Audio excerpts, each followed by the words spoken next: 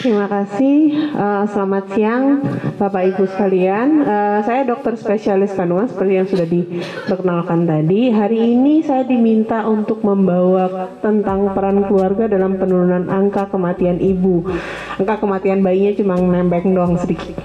Yuk kita mulai aja ya. Silakan. Oke, apa sih yang namanya angka kematian ibu itu? Angka kematian ibu itu adalah jumlah kematian ibu yang diakibatkan oleh kehamilan atau proses persalinannya atau bahkan pasca persalinan dalam 42 hari pertama. Nah, ini hanya definisi saja yang menyatakan bahwa angka kematian ibu di Indonesia itu ternyata cukup tinggi. Dia menempati angka urutan kedua di negara Asia Tenggara. Jadi tinggi ya. Makanya kita adakan edukasi ini. Next. Oke, apa sih faktor-faktor resiko untuk yang mempengaruhi angka kematian ibu ini? Slide. Nah, yang pertama, ini sering kita dapatkan di Indonesia atau di kehidupan kita sehari-hari. Jumlah anak yang sangat banyak, bayi yang besar ini kadang-kadang didapatkan di ibu bidan atau mungkin yang namanya USG. Sering sekali terjadi pasien-pasien datang ke poli, ini dikatakan bayinya kecil, ternyata bayinya besar, kok nggak lahir-lahir, kenapa ya gitu ya. Nah, tanda-tanda bayi besar ini satu, mamanya tentu berat badannya naik lebih banyak daripada yang normal ya. Nah, ada targetnya kalau misal berat badan kita ideal sebelum hamil, biasanya kita naik itu 12,5 kilo sepanjang kehamilan. Jadi kalau berat badannya naik di atas itu, bahkan di atas 20 kilo selama kehamilan, nah hati-hati, bayinya bisa besar.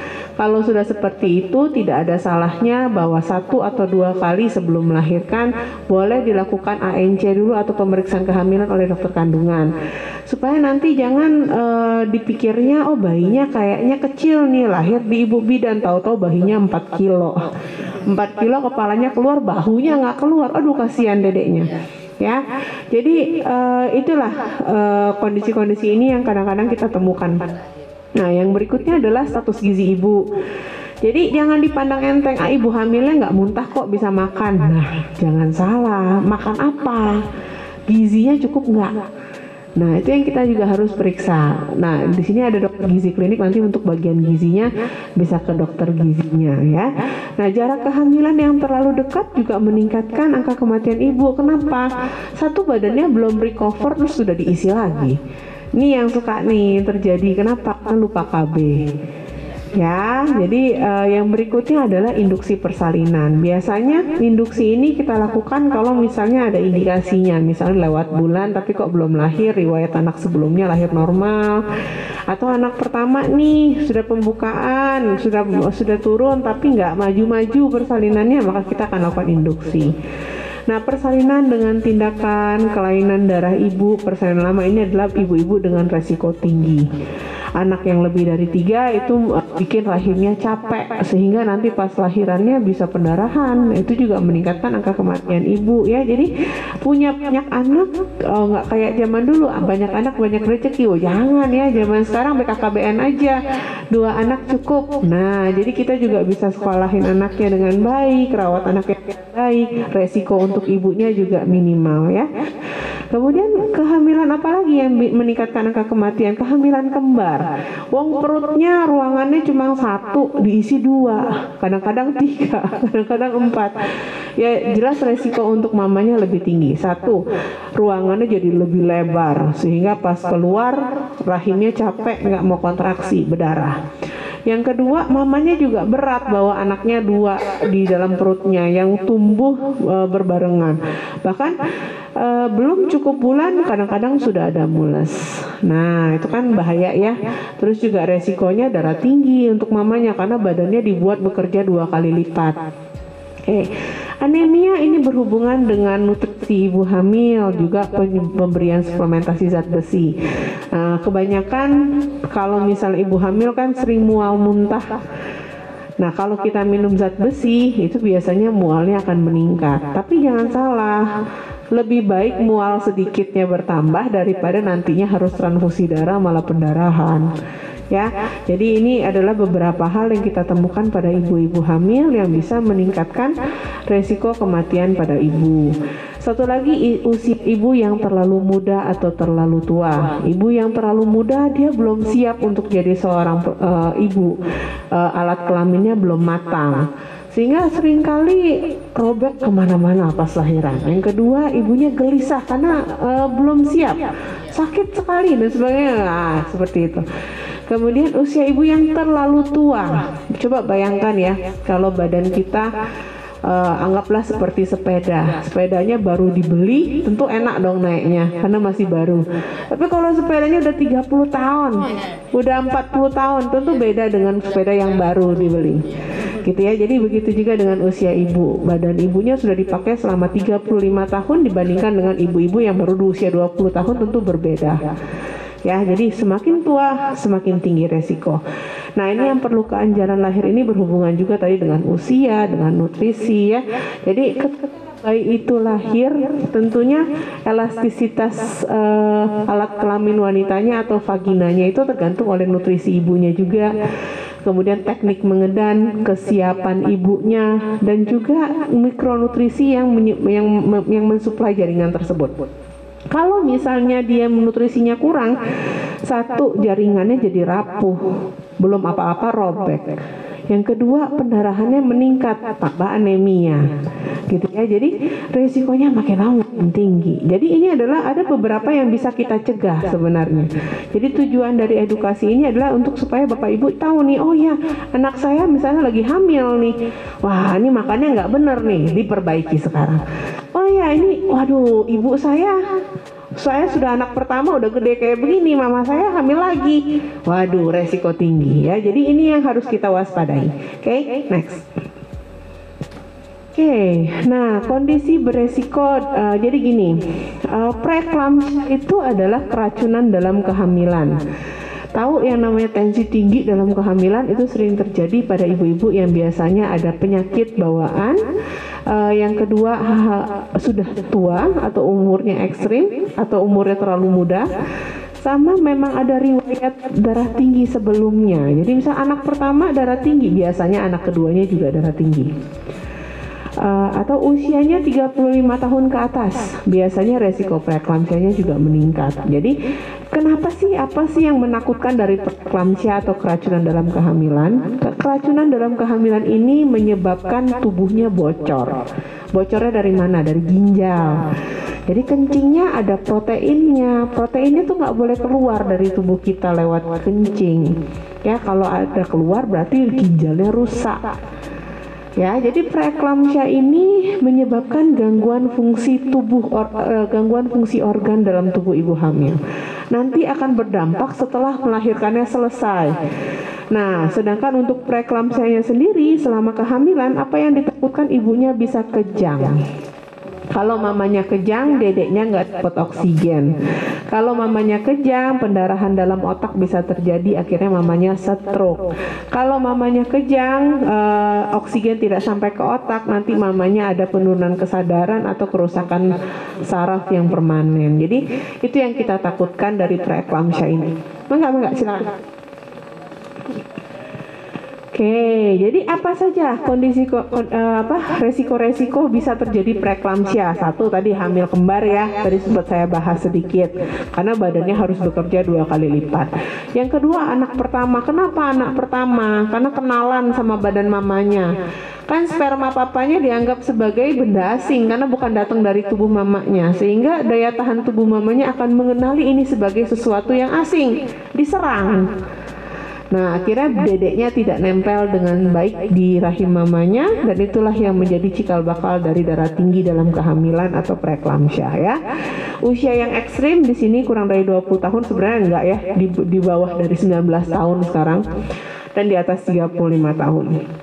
Riwayat keturunan eklamsi atau riwayat kehamilan sebelumnya dengan eklamsi ya, bukan keturunan tapi sebelumnya eklamsi atau dengan preeklamsia. Yang terakhir ini bukan hanya obesitas ya, obesitas bisa, diabetes bisa, darah tinggi sebelum kehamilan juga bisa. Pokoknya ada penyakit lain di luar sebelum hamil. Kemudian terjadilah pemberatan dari penyakit tersebut selama kehamilan. Itu seperti saya bilang, kehamilan itu membuat tubuh kita bekerja 2 kali lipat daripada sebelumnya karena harus bekerja untuk dedeknya juga, gitu ya. Next. Kondisi beresiko penyakit jantung. Nah, ini ibu-ibu hamil kan badan seperti tadi yang seperti dibahas. Badannya bekerja 2 kali lipat. Begitu juga dengan jantungnya, begitu juga dengan ginjalnya, begitu juga dengan hatinya ya.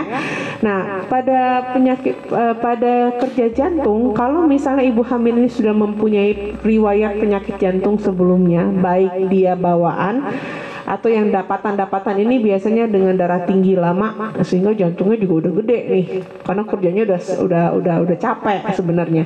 Dia hamil tambah capek lagi gitu ya. Nah, itu bisa meningkatkan terjadinya hipertensi dalam kehamilan. Jadi tadinya tekanan darahnya sudah tinggi tambah tinggi lagi. Sehingga kehamilan awal saja tekanan darahnya nggak bisa kita kontrol. Nah, berbahaya nggak itu? Berbahaya karena jantung akan berhubungan juga dengan paru-paru. Terakhirnya jalan sedikit, slide berikutnya. Jalan sedikit sesak, aktivitas sedikit aja sesak, padahal perutnya masih kecil tuh. Ya, ada nyeri dada, ibunya berasa kok deg-degan ya, padahal saya nggak ngapa-ngapain, istirahat aja kok deg-degan gitu ya. Nah, sesak nafas ini yang menderita jadinya. Ya jadi sesak terus. Nah, ibunya nggak dapat oksigen, dedenya juga nggak dapat oksigen. Akhirnya kesejahteraan bayinya dalam perut mamanya gimana? Pasti akan terganggu. Makanya ini nanti akan berhubungan juga dengan angka kematian bayi dan juga kelahiran prematur. Ya, pembengkakan kaki dan pergelangan kaki ini bisa ada, bisa tidak. Kadang-kadang untuk kehamilan normal juga ada pembengkakan kaki ya, tapi tidak ada kebocoran atau kerusakan organ. Nah, makanya nanti pada saat pemeriksaan kalau ada gejala di salah satu di sini itu harus disebutkan supaya kita bisa lakukan pemeriksaan lebih lanjut seperti pemeriksaan laboratorium, gitu ya. Next. Oke. Bagaimana cara kita mencegah angka kematian ibu? Ayo. Nah, 1, pemeriksaan kehamilan rutin. Nah, kalau pemeriksaan kehamilan tuh idealnya berapa kali sih? Kalau dengan dokter kandungan, baik dengan dokter umum ataupun dengan bidan, ketika kita di trimester 1 sampai di trimester 2 awal itu setiap bulan minimal harus diukur tekanan darahnya, berat badannya, lingkar lengannya, tekanan darah juga ya, sama pemeriksaan denyut jantung bayi. Pemeriksaan kehamilan juga disarankan pertama kali trimester 1 itu dengan dokter kandungan dulu ya, supaya kita tahu taksiran dan usia kehamilan bayi yang sebenarnya. Ya, jangan salah, kadang-kadang datang nggak apa-apa, nanti aja pas sudah trimester 3. Oh jangan, nanti nggak ketahuan, apalagi untuk ibu-ibu yang haidnya tidak teratur. Nanti nggak ketahuan, ini sudah cukup bulan, lewat bulan, apalagi kalau bayinya cenderung kecil. Gitu ya. Jadi kalau bisa pemeriksaan kehamilan pertama, begitu sudah tes pack, selang 2 mingguan, 3 mingguan langsung di USG sehingga kita bisa tahu taksiran dan usia kehamilan sebenarnya. Kemudian pada saat trimester 2 akhir sampai trimester 3 awal, yaitu di usia 27 bulanan sampai 9 bulanan, itu kita lakukan pemeriksaan per 2 minggu karena udah lebih gede bayinya ya. Dan komplikasi biasanya sering terjadi pada masa ini. Setelah di atas 36 minggu atau 9 bulan sampai 40 minggu itu pemeriksaannya setiap minggu. Nah, kalau kita BPJS, aturan BPJS itu hanya 4 kali pemeriksaan selama seluruh kehamilan. Jadi kita biasanya pemeriksaan pertama di trimester 1 ibu akan disuruh kembali lagi 2 bulan atau 3 bulan kemudian untuk pemeriksaan di trimester 2. Selama 2 bulan menunggu sampai 3 bulan menunggu ini pemeriksaannya di mana? Di ibu bidan dulu, di puskesmas. Seandainya memang ada indikasi untuk dirujuk, ibu bahkan diberikan rujukan ke rumah sakit. Jadi lebih dari 4 kali nggak apa-apa asal ada indikasinya, gitu ya. Oke. Ketika kita hamil ini kan nggak tiba-tiba tek dung gitu ya, gede, enggak dong ya. Jadi kita punya waktu untuk menabung, sehingga pada saat kita sudah mau lahiran ini bukan emergensi lagi, kita sudah punya persiapan. Jadi nggak ada tuh, dok saya mendadak hamil, waduh bukan mendadak, itu udah 9 bulan itu ya. Nah betul ibu, jadi harus persiapan. Kenapa?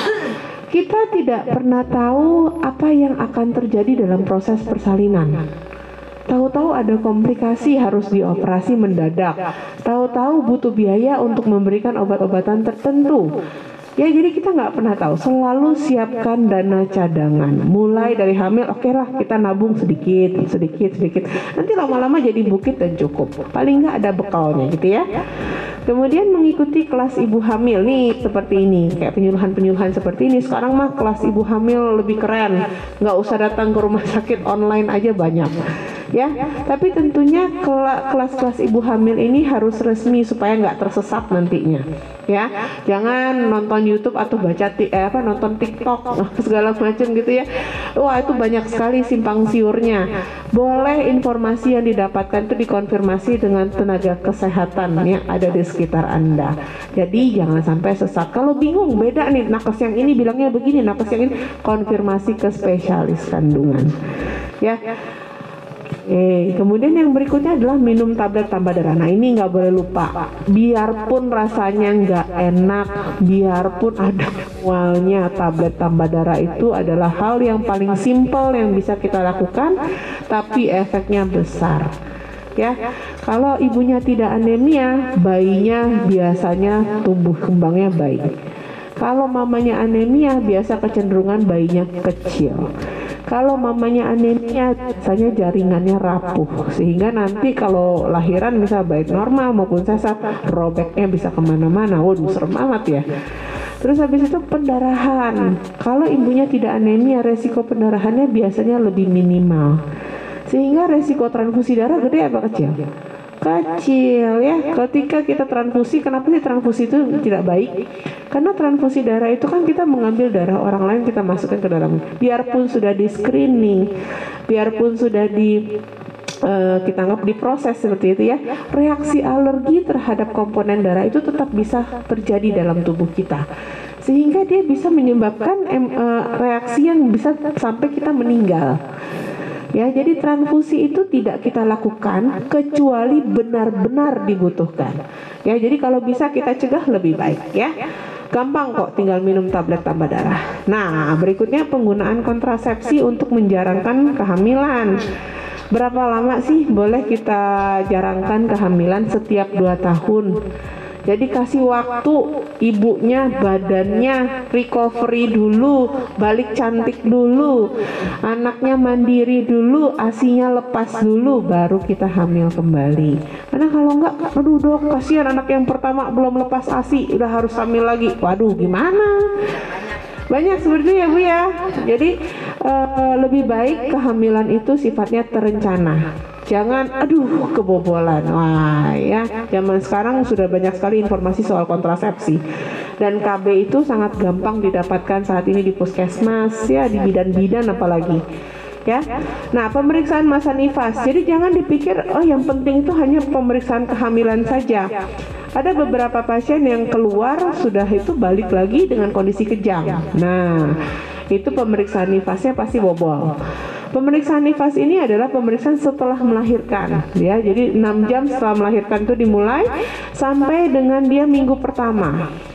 Jadi makanya kenapa ibu-ibu yang habis lahiran normal nih sekarang sebelum pulang dicek dulu berdarah nggak nih, bisa kencing nggak nih, oke nggak, segala macam. Habis itu minggu depannya ibu akan kontrol kembali untuk melihat lukanya sembuh nggak ya, rahimnya udah ngecil belum ya, darahnya berkurang nggak. Tahu-tahu darahnya masih banyak aja, wah ada apa ini? Itu ketahuannya pada saat pemeriksaan nifas. Kalau itu terskip atau tidak dilakukan, wah nanti ibunya bisa balik-balik sudah pucat, ternyata pendarahannya banyak, infeksi ya. Jadi ingat, jadi bukan hanya pemeriksaan dalam kehamilan yang penting, tapi pemeriksaan setelah hamil itu, setelah melahirkan itu juga cukup penting ya. Dilakukannya 3 kali tuh, kapan aja. Pada saat selesai melahirkan mau pulang, kemudian 1 minggu setelah melahirkan, setelah itu pada saat akhir nifas, itu untuk KB. Gitu ya. Nah, yang terakhir itu adalah memberikan rujukan. Ini khusus untuk ibu-ibu bidan biasanya, atau ibunya sendiri. Kadang-kadang kalau sudah anak kedua, anak ketiga, tapi anak pertamanya ada masalah gitu ya, misalnya saya kejang dulu, dia sudah spontan, Bu saya mau dirujuk gitu ya. Nah, ini memberikan rujukan. Jadi kalau ada kondisi-kondisi tertentu yang ibunya concern butuh atensi khusus dari tenaga kesehatan itu harus disebutkan pada saat kontrol, sehingga tenaga kesehatan yang melayani juga oh ya oke, saya harus segera berikan rujukan, jadi sehingga rujukan terlambat itu bisa kita cegah. Itu ya. Next. Nah, pemantauan pada ibu hamil ini terutama keluarga. Nah, ya kan yang sehari-hari ketemu sama ibu hamil ini siapa sih? Mamanya, papanya, suaminya gitu ya. Nah, ini pola makan ibu hamil itu harus dipantau. Kenapa? Karena kadang-kadang ibu hamil ini nggak mau makan, terutama trimester 1. Di trimester 3 makannya berlebihan. Akhirnya kenaikan berat badannya nggak balance, nggak seimbang. Trimester 1 dia turun 10 kilo, trimester 3 dia naik 10 kilo. Waduh, ya nggak bisa. Karena fase emas bayi ini berkembang itu terjadi di 2 bulan pertama, 8 minggu pertama. Jadi apapun yang terjadi di 8 minggu pertama resikonya adalah bayinya cacat atau keguguran. Jadi dari awal tuh nutrisinya harus baik ya. Pola makannya gimana? Makannya itu nggak boleh banyak, sedikit tapi sering. Nah, dengan seperti itu dia bisa mencegah ibunya mual, ibunya muntah, asam lambung berlebih, kemungkinan untuk dirawat inapnya pun juga bisa diturunkan. Jadi biarpun mual harus makan. Yang kedua, mengenal tanda bahaya kehamilan. Apa aja tuh tanda bahaya kehamilan? Dari kepala nih ya, pusing, kepalanya sakit terus, minum obat nggak hilang-hilang. Wah, kenapa ya? Ada sesuatu. Yang kedua, mata, pandangannya kabur. Tadinya biasa-biasa aja, nggak pakai kacamata, kok sekarang pandangannya kok kabur ya, nggak enak nih ngelihatnya. Itu harus, jangan bilang ini jangan-jangan saya jadi minus. Enggak ya, minus nggak terjadi mendadak ya. Tidak. Jadi kalau misalnya tiba-tiba kok pandangan nggak enak nih, kabur atau gimana, itu harus lebih baik diperiksakan. Jadi jangan pandang enteng. Habis itu turun ke dada. Dada itu sesek nafas kok nggak enak ya. Aktivitas sedikit sesek, deg-degan atau ada nyeri dada. Biasanya biasa aja, tapi kok sekarang ada sakit refleks. Normal nggak ada pendarahan pada saat hamil? Tidak normal, kecuali dia sudah cukup bulan dan siap untuk melahirkan. Ya, tapi sepanjang kehamilan baik dari hamil pertama ya, usia 5 minggu ke atas sampai usia 36 minggu tidak boleh ada darah yang keluar sekecil sedikit apapun ya. Itu tanda-tanda bahayanya. Apa yang sedikit aja nggak boleh keluar, apalagi yang banyak. Kok ini lagi hamil kayak darah mens? Wah, itu harus segera kembali ya. Oke, yang berikutnya adalah program perencanaan persalinan dan pencegahan komplikasi. Ini tadi yang berhubungan dengan USG pertama harus jelas. Jadi jangan pikir nanti USG-nya trimester 3 pas muka anaknya udah kelihatan. Nggak gitu. Tujuannya adalah untuk memastikan kalau ini usia kehamilannya berapa, sehingga komplikasi misalnya bayinya tidak bertumbuh dengan baik selama kehamilan, atau bayinya ini kok berat badannya berlebihan selama kehamilan. Itu ketahuannya itu dari taksiran pertama. Ya, karena begitu masuk trimester 2, trimester 3, usia kehamilan bayi yang terdeteksi itu akan tergantung dari berat badan bayi. Jadi kalau bayinya terlalu kecil, biarpun dia cukup bulan akan terdeteksi sebagai prematur. Oke, yang tidak berubah adalah taksiran persalinan yang dilakukan pada trimester pertama. Yang kedua, penolong persalinannya harus handal dong, ya. Jadi kita kan kalau cari tempat bersalin juga nggak yang datang sembarangan. Kita lihat dulu, oh ini ibu ini bagus nih riwayatnya, oh ibu ini bagus, dokter yang ini oke, kayak gitu ya. Jadi penolong persalinan sudah harus ditentukan sebelum kamu lahir. Jadi persalinannya terencana. Oke, saya nanti mau lahiran di puskesmas yang ini sama bidan yang ini. Nah, gitu ya. Tempat persalinan juga sudah ditentukan. Nah, saat ini aturan kita di sini BPJS untuk persalinan normal, artinya tidak diinduksi, tidak diinfus ya, tidak lewat bulan, bayinya berat badannya cukup, itu bisa dilakukan posisinya kepala di bawah, itu bisa dilakukan di vaskes pertama. Puskesmas dulu. Kalau seandainya dalam persalinan tersebut terjadi kesulitan, misalnya kok ini nggak maju-maju nih 4 cm aja, udah ditungguin 1 harian, baru itu dirujuk. Induksi hanya boleh dilakukan di rumah sakit, ya Bu. Jadi nanti kalau misalnya ini kan suka ada yang bandel, datang, ibu diinduksi di sini aja, oh tunggu dulu nih, ibunya udah pinter nih. Man dibilangin induksi hanya boleh di rumah sakit, datang ke klinik mau diinduksi, jangan ya. Karena kalau terjadi komplikasi induksi, maka kasihan kitanya nggak keburu dirujuk nantinya dan bayinya bisa mengalami perburukan. Oke, pendamping persalinan. Nah, di Indonesia ada yang namanya asuhan sayang ibu. Jadi pada saat bersalin suaminya mengikuti. Jadi dia yang kasih support ke istrinya supaya dia ngedernya bagus gitu ya. Dan itu kalau bisa pada saat bersalin kita tidak gunting vaginanya. Kalau bisa.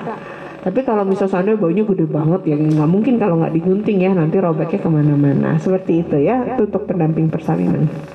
Untuk donor darah, ini untuk persiapan. Idealnya adalah setiap ibu yang mau melahirkan sudah harus mempersiapkan donor darahnya satu bulan sebelum taksiran persalinannya, supaya kalau dia melahirkan ternyata dia pendarahan, sudah ada darah satu yang siap untuk diberikan pada ibu tersebut. Idealnya, tapi pada prakteknya ini susah dilakukan. Ya, tapi bukannya tidak mungkin. Bisa saja ya. Jadi kalau ibu datang ke PMI donor darah, minta kartunya, ada tuh tanda terimanya, ternyata ada satu donor darah yang bisa disiapkan untuk ibunya. Oke, sarana transportasi. Kalau misalnya orang-orang yang tinggal di kota nggak ada masalah ya, Grab. Tapi kalau yang sampai ke ujung-ujung ini agak susah. Sehingga kalau misalnya kita tinggal di daerah yang sangat terpencil dengan transportasi yang susah, lebih baik pada saat sudah 37 minggu kita mulai merapat ke ibu kota atau ke dekat tempat mau kita lahiran. Ya, sehingga nanti pas mules kayak ketuban pecah kayak atau gerakan bayinya berkurang kayak cepat gerakannya sehingga tidak terjadi penundaan gitu ya. Next. Nah, ini dia kunjungan nifas yang saya sebutkan tadi ya. Kunjungan nifas ini penting, jangan dianggap remeh karena kadang-kadang udah lahiran udah cuek aja gitu, nggak boleh. Kunjungan nifas ini penting, terutama dilakukan pada 6 jam pertama setelah melahirkan, ini untuk mengecek pendarahannya. Yang kedua untuk mengecek adanya tanda-tanda infeksi, kembalinya fungsi rahim dan sebagainya. Yang ketiga untuk KB. Ya, next. Nah, ini untuk angka kematian bayi. Next. Penyebab terbanyak angka kematian bayi itu adalah BBRR. BBRR itu adalah berat badan lahir rendah. Jadi biasanya kalau mamanya anemia, nutrisinya kurang ya. Yang berikutnya adalah kelainan bawaan, asfiksia, ini susah napas. Jadi biasanya bayi-bayi prematur. Ya, BBRR juga bayi-bayi prematur. Infeksi atau sepsis ini biasanya disebabkan karena ibunya ada infeksi nular ke bayinya, bisa juga infeksi yang didapatkan pada saat bayi sudah lahir ya. Next, saya cuma sedikit saja membahas tentang angka kematian bayi ya. Jadi ini terus kita concern, kita fokusnya ke berat badan bayi yang rendah. Karena kita mau membahas status gizi ibu hamil ya. Berat badan bayi rendah ini faktor-faktor penyebabnya salah satunya adalah status gizinya ibu. Jadi kalau mamanya kurang makannya, dedeknya nggak punya sumber makanannya, ya gimana dedeknya mau bertumbuh dengan baik? Akhirnya berat badan bayinya ya sama mamanya, di bawah rata-rata jadinya ya.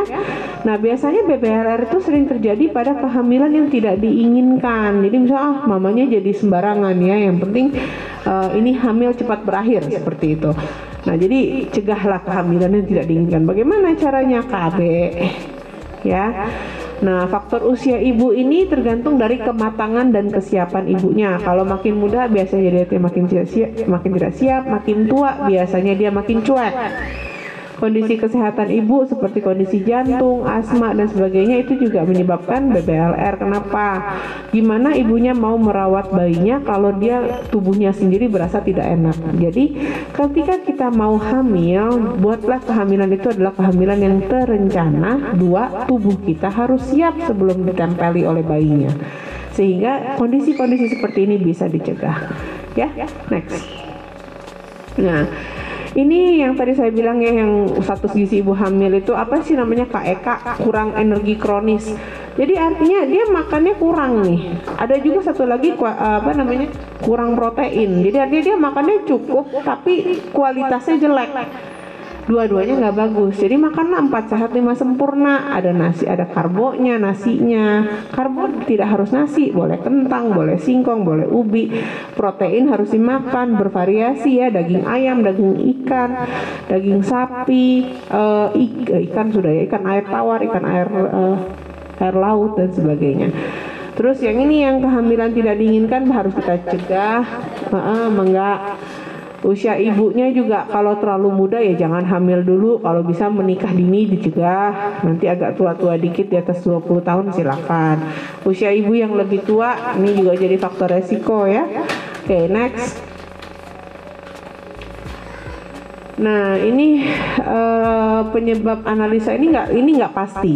Jadi artinya kalau misalnya ibunya punya riwayat keguguran, apakah bayinya pasti BBLR? Tidak ya. Riwayat infeksi mungkin berhubungan dengan prematur. Komplikasi kehamilan juga berhubungan dengan prematur. Oke, next.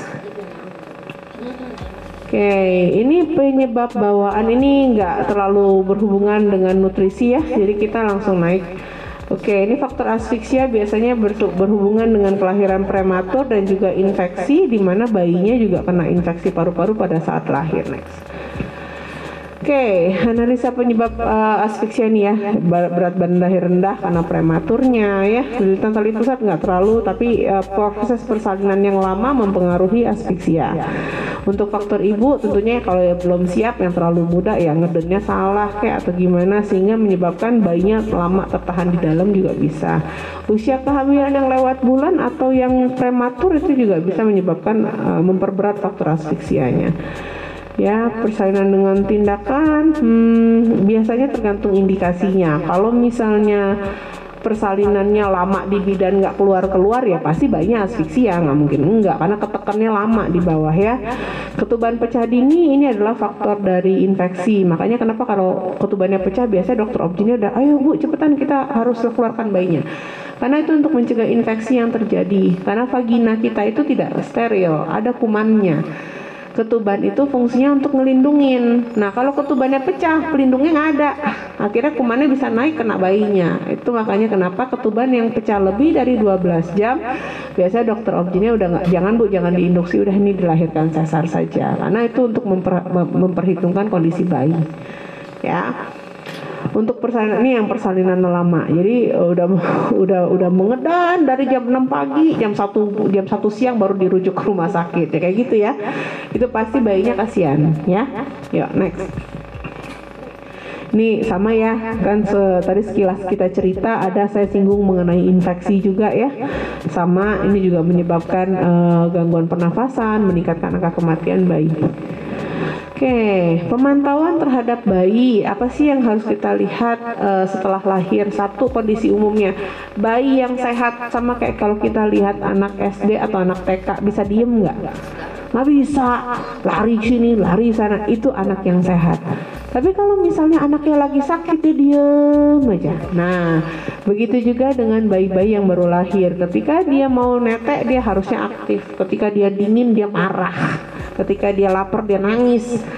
Ini lapar diem aja, ngerintih dia. Itu artinya bayinya ada masalah tuh ya. Itu harus bilang ke nakesnya. Kemampuan netek, bayi yang sehat pasti mau nenen, nggak mungkin nggak ya. Bayi yang cukup bulan pasti mau nenen karena refleksnya sudah ada ya. Itu insting.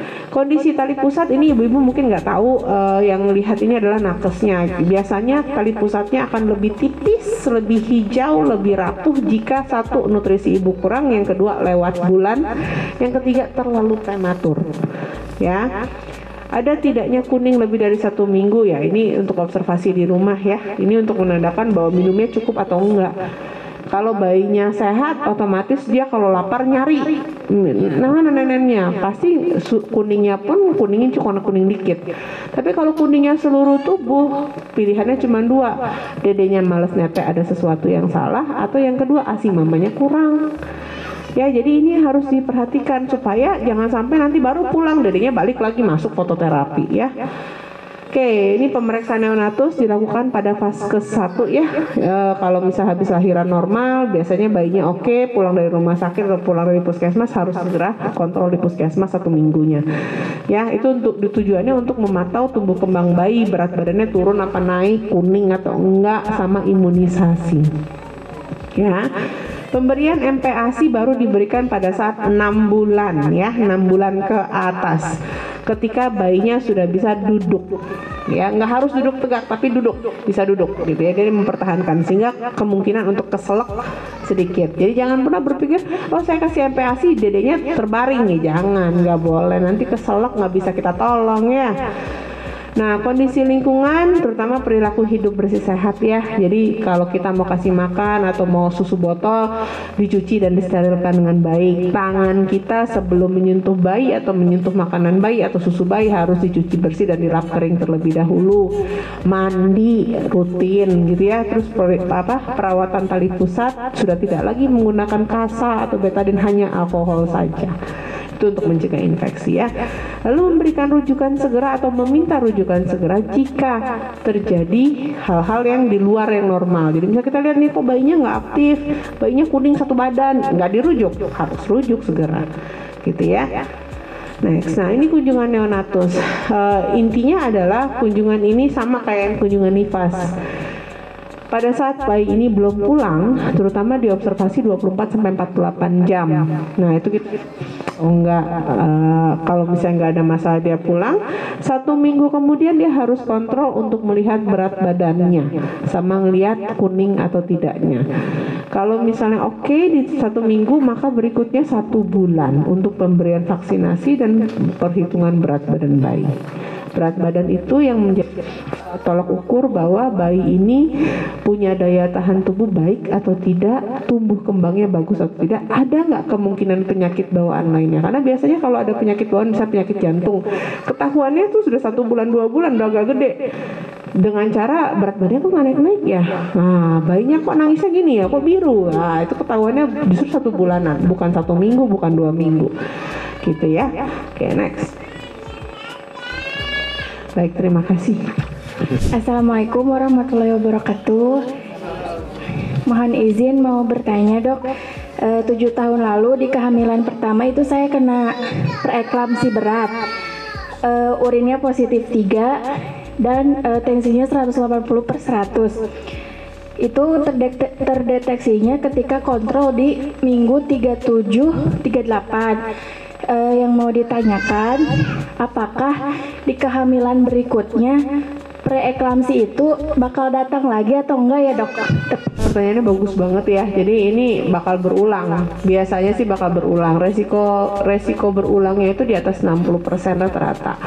Makanya dengan ibu-ibu yang punya riwayat keracunan dalam kehamilan atau preeklamsia atau eklamsi sebelumnya, itu disarankan dari awal kehamilan kontrol dulu ke dokter kandungan. Kenapa?